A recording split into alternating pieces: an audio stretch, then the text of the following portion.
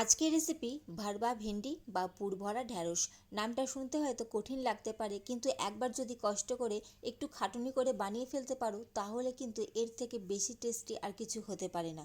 তেমন বেশি কিছু নয়, শুধুমাত্র নর্মাল ভাত ডালের সাথে কখনো ভরবা ভেন্ডির এই রেসিপিটা ট্রাই করে দেখো। সত্যি বলছি, মুখে একদম লেগে থাকবে। তো কীভাবে বানাতে হয় চলো তাহলে কথা না বাড়িয়ে শুরু করা যাক আজকের রেসিপি ভরবা ভেন্ডি। সবার প্রথমে তোমাদেরকে আমি দেখিয়ে দিই ঢ্যাঁড়সটা কীভাবে কাটতে হবে। তো ঢ্যাঁড়সটা কাটার আগে আমি ভালো করে পরিষ্কার করে ধুয়ে মুছে নিয়েছি।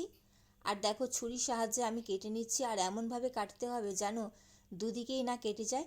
ওপর দিকে আমি কেটে নিচ্ছি, পেছন দিকটা যেন না কাটে, কারণ এর মধ্যে পুরটা ভরবো। তো চিরটা লাগিয়ে তোমাদেরকে দেখিয়ে দিচ্ছি আমি।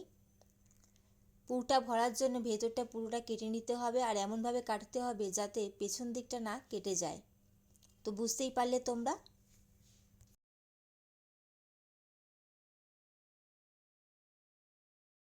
আর ভেন্ডিটা কিন্তু খুবই সাবধানে কেটে নিতে হবে যাতে দুদিকেই কেটে না যায়, যে কোনো একদিকেই ভালো করে একটু চির লাগিয়ে দিতে হবে যাতে ভেতরটা ফাঁকা হয়ে যায়, কারণ মশলাটা ভরতে সুবিধা হবে। তো এইভাবে সমস্ত ভেন্ডিগুলো কেটে নিতে হবে।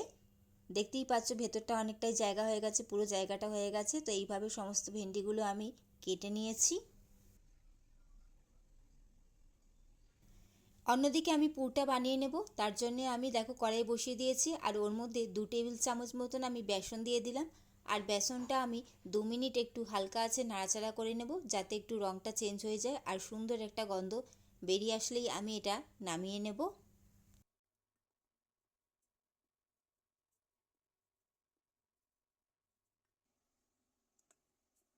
দেখতেই পাচ্ছ কালারটা অনেকটাই চেঞ্জ হয়ে গেছে। এখন এটা আমি গ্যাসের ফ্লেম অফ করে নামিয়ে নেব। বেসনটা আমি ঢেলে নিয়েছি, আর এটা এখন অনেকটাই ঠান্ডা হয়ে গেছে। এখন এর মধ্যে আমি কিছু গুঁড়ো মশলা অ্যাড করে দেব। সবার প্রথমেই আমি সামান্য একটু হলুদ গুঁড়ো দিয়ে দিচ্ছি, এর সাথেই কাশ্মীরি লঙ্কার গুঁড়ো, পরিমাণ মতন নুন দিয়ে দিচ্ছি। আর এর সাথেই আমি গোটা মৌরিকে শুকনো খোলায় রোস্ট করে গুঁড়ো করে রেখেছিলাম, সেই ভাজা মৌরির গুঁড়ো দিয়ে দিচ্ছি। আর এর সাথেই আমি একটু ধনে গুঁড়ো দিয়ে দিলাম। আর এর সাথেই একটু আমচুর পাউডার দিয়ে দিলাম। আর সাথেই অবশ্যই সর্ষের তেল অ্যাড করে দিচ্ছি। এখন সমস্ত কিছু ভালো করে আমি মাখিয়ে নেব। এর মধ্যে কিন্তু কোনো রকম জল অ্যাড করিনি, সমস্তটাই সর্ষের তেলের সাহায্যে আমি মাখিয়ে নিয়েছি। আর দেখতেই পাচ্ছ পুরটা রেডি হয়ে গেছে। এখন সামান্য একটু নুন দিয়ে দিচ্ছি আমি ঢ্যাঁড়সগুলোর মধ্যে। আর নুন দিয়ে ঢ্যাঁড়সটা ভালো করে মাখিয়ে নেব। আর পুরের মধ্যে তো নুন দেওয়াই আছে।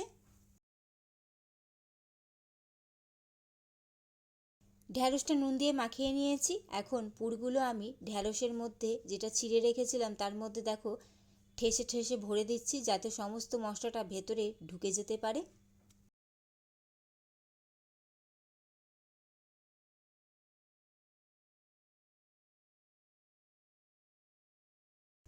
তো দেখতেই পাচ্ছ তোমরা কিভাবে আমি পুরগুলো ঠেসে ঠেসে ভরে দিচ্ছি। এইভাবে কিন্তু পুরগুলো ভরে দিতে হবে যাতে সমস্ত মশলাটা ঢ্যাঁড়সের ভেতর ঢুকে যেতে পারে। আর এটা বানানো একটু কষ্টকর হলেও খেতে কিন্তু ভীষণই টেস্টি হয়। অবশ্যই একবার বাড়িতে ট্রাই করে দেখো।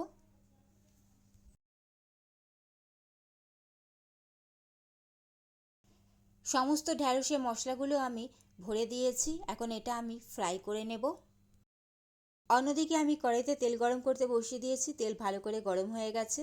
এখন ঢ্যাঁড়সগুলো আমি তেলের মধ্যে দিয়ে ফ্রাই করে নেব। আর অবশ্যই গ্যাসের ফ্লেমটা কিন্তু লো টু মিডিয়ামেই রাখতে হবে যাতে ঢ্যাঁড়সগুলো ভাজার সাথে সাথে সম্পূর্ণ যেন সেদ্ধ হয়ে যেতে পারে। তাই আমি ঢাকা দিয়ে দিয়ে এটা ফ্রাই করে নেব।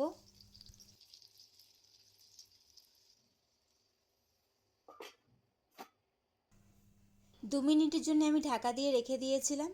তো দেখতেই পাচ্ছ ঢ্যাঁড়সগুলো অনেকটাই লাল লাল হয়ে গেছে, আর এটা অনেকটা সেদ্ধও হয়ে গেছে। তো এইভাবে আমি উল্টে পাল্টে লো ফ্লেমে আমি ঢ্যাঁড়সগুলো ভাজা করে নেব।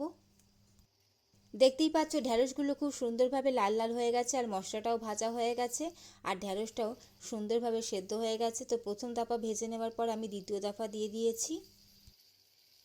রেডি হয়ে গেল বন্ধুরা ভরবা ভিন্ডি বা পুরভরা ঢ্যাঁড়স, যেটা খুশি তোমরা বলো।